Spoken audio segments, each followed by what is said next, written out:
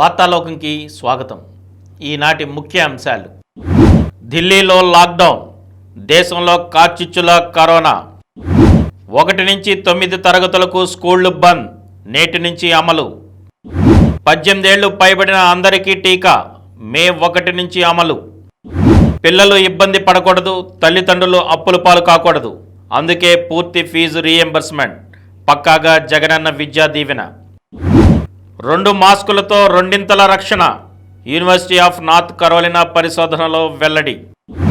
Remdesivir Sanjeevini కాదు, రెమిడిసివిర్ను అనవసరంగా అహేతుకంగా వాడటం అనైతికం. నెగిటివ్గా తేలినా మళ్లీ టెస్ట్ బెటర్. చెన్నై చెడుగుడు, బ్యాటుతో బంతితో సిఎస్కే దూకుడు, రాజస్థాన్పై ఘన విజయం. కోవిడ్కు ఈ పరీక్షలే ముఖ్యం, వ్యాక్సిన్, డైట్ అండ్ వ్యాయామం. ఈరోజు వార్తల్ని చూద్దాం. ఢిల్లీలో లాక్డౌన్, దేశంలో కార్చిచ్చుల కరోనా. అడవులను దహించి వేసే కార్చిచ్చుల కరోనా వైరస్ జనారణ్యాల్లో విజృంభిస్తోంది. మహమ్మారిని కట్టడి చేసేందుకు రాష్ట్ర ప్రభుత్వాలు వివిధ చర్యలను ముమ్మరం చేశాయి. ఆసుపత్రుల్లో పడకల లభ్యత, ఆక్సిజన్ సరఫరా, అత్యవసర మందులను అందుబాటులో ఉంచడంపై ప్రత్యేక దృష్టి సారించాయి. ఢిల్లీ ప్రభుత్వం 6 రోజుల పాటు లాక్డౌన్ ప్రకటించగా, రాజస్థాన్ సర్కారు పక్షం రోజులు ప్రజలే స్వీయ ఆంక్షలతో కోవిడ్పై పోరుకు సహకరించాలని పిలుపునిచ్చింది. కేరళ కూడా రాత్రిపూట కర్ఫ్యూను మంగళవారం నుంచి అమలు చేయనుంది. ఉత్తరప్రదేశ్లోని 5 నగరాల్లో లాక్డౌన్ అమలు చేయాలని ఆ రాష్ట్ర హైకోర్టు ఆదేశించింది.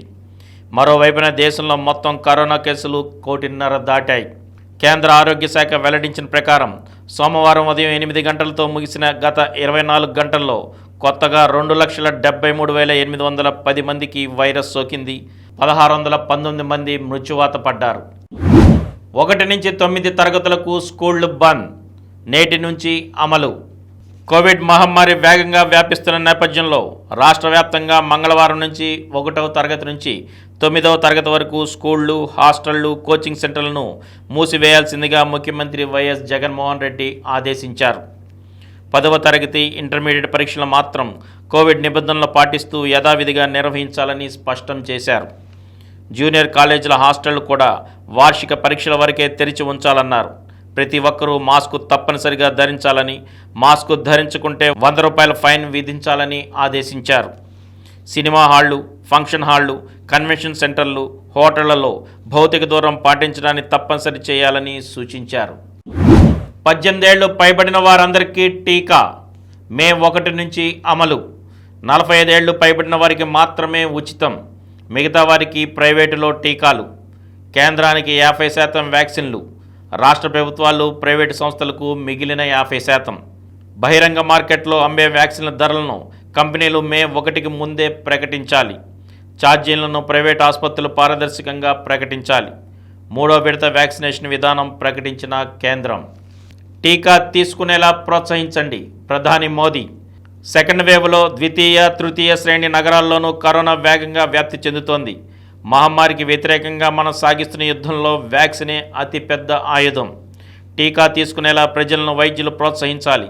విపత్కర పరిస్థితుల్లో ప్రజలను మరింత భయాందోళనకు గురిచేసే పరిస్థితి ఉండకూడదు. ఆసుపత్రులు కరోనా రోగులతో నిండిపోతున్న నేపథ్యంలో ఇతర వ్యాధిగ్రస్తులను నిర్లక్ష్యం చేయరాదు. వారికి టెలిమెడిసిన్ సేవలు అందించాలని వర్చువల్ భేటీలో వైద్యులతో ప్రధాని మోదీ పేర్కొన్నారు. పిల్లలు ఇబ్బంది పడకూడదు, తల్లిదండ్రులు అప్పుల పాలు కాకూడదు, అందుకే పూర్తి ఫీజు రీఎంబర్స్మెంట్, పక్కాగా జగనన్న విద్యా దీవెన. ప్రతి 3 నెలలకు ఫీజులు నేరుగా తల్లుల ఖాతాల్లో జమ. వారు వారంలో కాలేజీలకు చెల్లిస్తారు. కాలేజీల్లో వసతులు, సదుపాయాలు లేకుంటే ప్రశ్నించే వీలుంటుంది. అవసరమైతే 1902కి ఫోన్ చేయవచ్చు. యాజమాన్యాల్లోనూ జవాబుదారీతనం పెరుగుతుంది. చదువు పునాదులపైనే విద్యార్థుల ఉజ్వల భవిష్యత్తు ఆధారపడి ఉంటుందని ముఖ్యమంత్రి వైఎస్ జగన్మోహన్ రెడ్డి పేర్కొన్నారు. చదువుకునేందుకు విద్యార్థులు, తల్లిదండ్రులు పడుతున్న ఆర్థిక కష్టాలను తన సుదీర్ఘ పాదయాత్రలో స్వయంగా చూసి పూర్తి ఫీజు రీఎంబర్స్మెంట్ అందజేస్తూ విద్యా దీవెనతో పాటు వసతి దీవెన, విద్యా కానుక, అమ్మ ఒడి లాంటి పథకాలను అమలు చేస్తున్నట్లు చెప్పారు. 2020-21 విద్యా సంవత్సరానికి సంబంధించి తొలి త్రైమాసిక ఫీజు రీఎంబర్స్మెంట్ జగనన్న విద్యా దీవెన మొదటి విడతను ముఖ్యమంత్రి వైఎస్ జగన్ సోమవారం తన క్యాంపు కార్యాలయం నుంచి ప్రారంభించారు. 10,88,439 మంది విద్యార్థులకు ఫీజు రీయింబర్స్మెంట్ కింద 671.45 కోట్ల రూపాయలను 9,79,445 మంది తల్లుల ఖాతాలో కంప్యూటర్ బటన్ నొక్కి నేరుగా జమ చేశారు. 2 మాస్కులతో రెండింతల రక్షణ. యూనివర్సిటీ ఆఫ్ నార్త్ కరోలినా పరిశోధనలో వెల్లడి.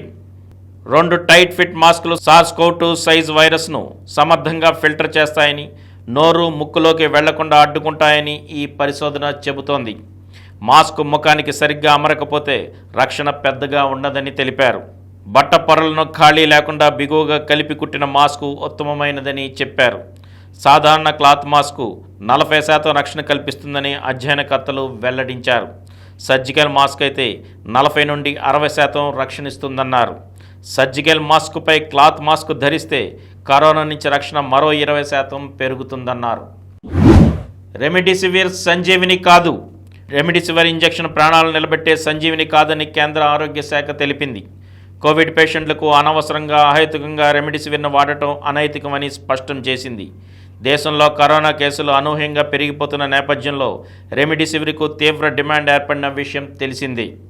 ఈ ఔషధానికి విపరీతమైన కొరత ఉందని, సరఫరా పెంచాలని అత్యధికంగా కేసులు వస్తున్న రాష్ట్రాలన్నీ కేంద్రాన్ని నిత్యం అభ్యర్థిస్తూనే ఉన్నాయి. ఈ నేపథ్యంలో కేంద్రం సోమవారం దీని సమర్థత వాడకంపై స్పష్టతనిచ్చింది. జాతీయ కోవిడ్ టాస్క్ ఫోర్స్ సభ్యుడైన ఎయిమ్స్ డైరెక్టర్ రణదీప్ గులేరియా మాట్లాడుతూ, రెమిడిసివిర్ సంజీవిని కాదనేది ముఖ్యంగా మనం అర్థం చేసుకోవాలి. ఆక్సిజన్పై ఉన్న వాళ్లకు ఇది ఉపయుక్తంగా ఉంటుందని రుజువైంది. సాధారణ యాంటీబయాటిక్లా దీన్ని వాడకూడదని వివరించారు. ఆసుపత్రుల్లో ఇన్పేషెంట్లకు మాత్రమే రెమిడిసివిర్ను ఇవ్వాలి. ఓ మోస్తారు వ్యాధి తీవ్రతతో బాధపడుతూ ఆక్సిజన్పై ఉన్నవారికి మాత్రమే దీనిని సిఫారసు చేస్తారు. ఎట్టి పరిస్థితుల్లోనూ ఇంట్లో ఐసోలేషన్లో ఉన్న కోవిడ్ పేషెంట్లకు రెమిడిసివిర్ని వేయకూడదు. నెగిటివ్గా తేలిన మళ్ళీ టెస్ట్ బెటర్. కరోనా లక్షణాలు కొనసాగుతుండగా RT-PCR టెస్టులో నెగిటివ్ వస్తే 24 గంటల తర్వాత మరోసారి అదే టెస్ట్ చేయించుకోవాలని నిపుణులు సూచిస్తున్నారు. రెండోసారి కూడా నెగిటివ్ వస్తే CT స్కాన్, చెస్ట్ ఎక్స్రే తప్పనిసరిగా చేయించుకోవాలంటున్నారు. కరోనా సోకినప్పటికీ RT-PCR పరీక్షలో నెగిటివ్గా రావడానికి పలు కారణాలున్నాయి. నమూనాను అంటే శాంపిల్ను సక్రమంగా సేకరించకపోవడం, అందులో వైరల్ లోడ్ తక్కువగా ఉండగానే త్వరగా పరీక్ష చేయడం వల్ల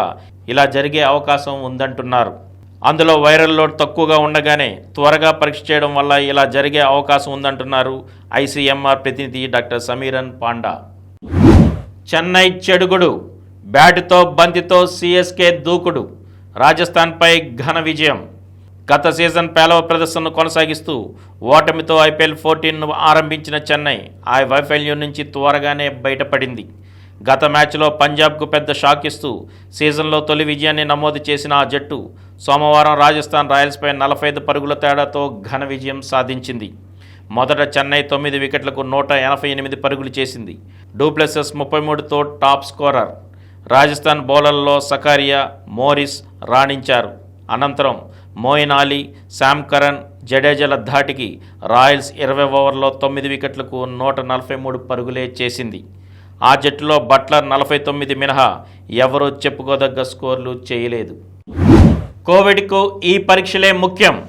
రెండోసారి కోవిడ్ సోకితే మొదటిసారి కోవిడ్ సోకిన సమయంలో చేసిన పరీక్షలే RT-PCR, CT chest, CBP, kidney, liver పరీక్షలు. ఇన్ఫ్లమేటరీ మార్కర్లు అంటే CRT, D-డైమర్, ఫెరిటిన్, IL-6, LDH రెండోసారి చేయవలసి ఉంటుంది. లక్షణాల తీవ్రతను బట్టి మరిన్ని కీలక పరీక్షలు కూడా అవసరం ఉండవచ్చు. ఇక ఆ పరీక్షలు ఏమిటో చూద్దాం. మొదటగా కోవిడ్ నిర్ధారణ పరీక్షలు. RT-PCR కోవిడ్ సోకిందనే అనుమానం వచ్చినప్పుడు చేసే మొట్టమొదటి పరీక్ష ఇది. 2.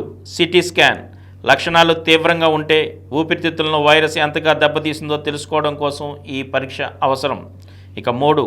SARS-CoV-2 IgG IgM కొందరిలో కోవిడ్ నెగిటివ్ ఫలితం వచ్చి స్కాన్లో ఊపిరితిత్తుల మీద మరకలు కనిపిస్తాయి. ఇలాంటప్పుడు సోకిన ఇన్ఫెక్షన్కు కోవిడ్కు సంబంధించిందా కాదా అనేది తేల్చుకోవాల్సి ఉంటుంది. ఇందుకోసం యాంటీబాడీ పరీక్ష తోడ్పడుతుంది. ఈ పరీక్షలో IgMగా ఫలితం వస్తే తాజాగా కోవిడ్ సోకినట్టు, IgG ఫలితం వస్తే అప్పటికే శరీర రోగ నిరోధక శక్తి వ్యాధితో పోరాడడం మొదలుపెట్టిందని అర్థం చేసుకోవాలి. రోగి చికిత్సకు స్పందిస్తున్నది లేనిది తెలుసుకోవడం కోసం మరికొన్ని పరీక్షలు కూడా ఉన్నాయి. ఇవి పూర్తిగా తెలుసుకోవడానికి డాక్టర్ సమరం హెల్త్ ఛానల్ ఆరోగ్యంలో చూడండి. వ్యాక్సిన్ డైట్ అండ్ వ్యాయామం. కోవిడ్ వ్యాక్సిన్ సమర్థంగా పనిచేయాలంటే అందుకు తగిన విధంగా శరీరాన్ని సిద్ధం చేయాలి.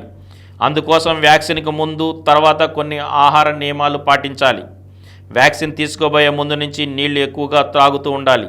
సరిపడా హైడ్రేషన్తో సైడ్ ఎఫెక్ట్స్ తీవ్రత తక్కువగా ఉండే వీలుంది. మద్యం వ్యాధి నిరోధక శక్తిని సన్నగిల్లేలా చేస్తుంది.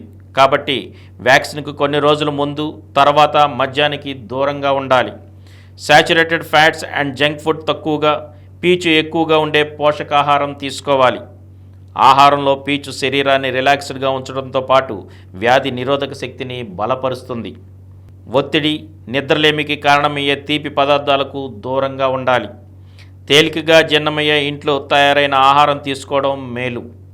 కొబ్బరి నీళ్లు, మజ్జిగ, తాజా పండ్ల రసాలు ఎక్కువగా తీసుకోవాలి. వ్యాక్సిన్ తీసుకున్న తర్వాత తేలికగా అలసటకు గురిచేసే వేడి వాతావరణానికి దూరంగా ఉండాలి. ఇక వ్యాయామంతో కోవిడ్కు చెక్. నిరంతర వ్యాయామంతో ఫిజికల్ ఫిట్నెస్ కలిగి ఉన్న వాళ్ళను కోవిడ్ వదలడం లేదు. అయితే ఇలాంటి క్రమం తప్పక వ్యాయామం చేసేవారికి కోవిడ్ సోకినా వారు కోలుకునే అవకాశాలు మెరుగ్గా ఉంటాయి.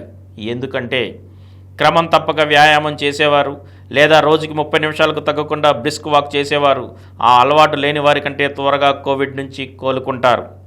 వ్యాయామం చేసే అలవాటు లేని వారికి కోవిడ్ సోకితే ఐసీయూలో అడ్మిట్ అయ్యే అవకాశాలు ఆ అలవాటు ఉన్న వారి కంటే 1.73 రెట్లు ఎక్కువ. అలాగే కోవిడ్ ప్రాణాంతకంగా పరిణమించే ప్రమాదం కూడా 2.49 రెట్లు ఎక్కువ. కాబట్టి కోవిడ్ సెకండ్ వేవ్లో అడుగుపెట్టిన ప్రస్తుత సమయంలో దీని నుంచి రక్షణ పొందడం కోసం వీలైనంత మేరకు ఇంటి పట్టునే వ్యాయామం చేయడం మంచిది. వారంలో కనీసం 5 రోజుల పాటు వ్యాయామం చేయడం లేదా ప్రతిరోజు క్రమం తప్పకుండా 30 నిమిషాలకు తగ్గకుండా వేగంగా నడవడం దైనందిన జీవితంలో భాగం చేసుకోవాలి. ఇప్పుడు కొన్ని సంక్షిప్త వార్తలను చూద్దాం. ఏపీలో కొత్తగా 5,963 పాజిటివ్ కేసులు. తెలంగాణలో 4,009 కొత్త కేసులు. మాజీ ప్రధాని మన్మోహన్కు కరోనా. తెలంగాణ సీఎం కేసీఆర్కు కరోనా. కోవిడ్ నివారణకు 200 కోట్లు. ఏపీలో కోవిడ్-19 నివారణ నియంత్రణ కోసం 200 కోట్ల రూపాయలు విడుదల చేస్తూ ఆర్థిక శాఖ సోమవారం ఉత్తర్వులు జారీ చేసింది. నిధుల లభ్యతకు ఎటువంటి సమస్య లేకుండా ఉండేందుకు గ్రీన్ ఛానల్ ద్వారా విడుదల చేస్తున్నట్లు ఉత్తర్వుల్లో స్పష్టం చేసింది. విద్యుత్ బస్సులకు రైట్. ఏపీఎస్ఆర్టీసీకి ప్రభుత్వం అనుమతి. తొలి దశలో 350 బస్సులు. కాలుష్య నియంత్రణ దిశగా ముందడుగు. సామాజిక మాధ్యమాల్లో వచ్చే వాటిని నమ్మవద్దు. కోవిడ్ టీకా వేసుకుంటే కరోనా పాజిటివ్ వస్తుందని 2 రోజులుగా సామాజిక మాధ్యమాల్లో జరుగుతున్న ప్రచారాన్ని రాష్ట్ర ప్రభుత్వ అధికార యంత్రాంగం తీవ్రంగా ఖండించింది. కోవాక్సిన్, కోవిషీల్డ్ 2 వ్యాక్సిన్లో ఏ ఒక్కటి ఆర్టీపీసీఆర్ పరీక్షల్లో పాజిటివ్కు దారితీయవని, వ్యాక్సిన్ వేసుకుంటే పాజిటివ్ రాదని ఏపీ కమాండ్ కంట్రోల్ అధికారులు ప్రకటించారు. ఇలాంటివి కేవలం పుకార్లు మాత్రమేనని వీటిని నమ్మవద్దని పేర్కొన్నారు. లింకు నొక్కితే నిలువు దోపిడీ. సైబర్ నేరగాళ్ల నయా మోసాలు. పింక్ వాట్సాప్ అంటూ లింక్ వైరల్. అమెజాన్, నెట్ఫ్లిక్స్ ఆఫర్ల పేరుతో ఎరా. వాటి ఉచ్చులో పడద్దంటున్న సైబర్ పోలీసులు. బోరిస్ భారత పర్యటన రద్దు. బ్రిటన్ ప్రధాని బోరిస్ వచ్చే వారం భారత్కు రావాల్సి ఉంది. అయితే తాజా నిర్ణయంతో ఆ పర్యటన రద్దయింది. భారత్కు 4 పతకాలు ఖాయం. ప్రపంచ యువ బాక్సింగ్ పోటీల్లో భారత్కు 4 పతకాలు ఖాయమయ్యాయి. 4 భారత బాక్సర్లు వింకా, ఆల్ఫియా పఠాన్, గీతిక, పూనంలు సెమీఫైనల్కు దూసుకు వెళ్లారు. ఐపీఎల్లో ఈనాడు Delhi Capitals versus Mumbai Indians రాత్రి 7:30 నుంచి. మరిన్ని వార్తా విశేషాలతో రేపటి వార్తాలోకంలో కలుద్దాం. Thank you.